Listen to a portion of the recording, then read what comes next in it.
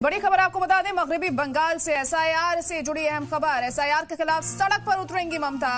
25 नवंबर को बोगांव में जलसे से करेंगे खिताब। 3 किलोमीटर लंबा मार्च करेंगी सीएम ममता बनर्जी। ये जन हक की लड़ाई है, ये कहना है टीएमसी का। एसआईआर के मसले पर पश्चिम बंगाल की सीएम ममता बनर्जी एक बार फिर सड़क पर उतरने जा रही हैं। मंगलवार 25 नवंबर को ममता दीदी उत्तर 24 परगना के बोगांव में बड़ी जनसभा को खिताब करेंगी। ये जलसा त्रिकोण पार्क में होगा, जहां वो एसआईआर के खिलाफ अपना सियासी रुख साफ तौर पर रखेंगी। जनसभा के बाद ममता बनर्जी चांदपाड़ा से ठाकुरबाड़ी तक करीब 3 किलोमीटर लंबी रैली निकालेंगी। पार्टी की तरफ से बताया गया है कि इस रैली में बड़ी तादाद में लोग शामिल होंगे और एसआईआर को लेकर अपनी आवाज बुलंद करेंगे। टीएमसी इसे जनहक की लड़ाई बताते हुए मैदान में उतर रही है।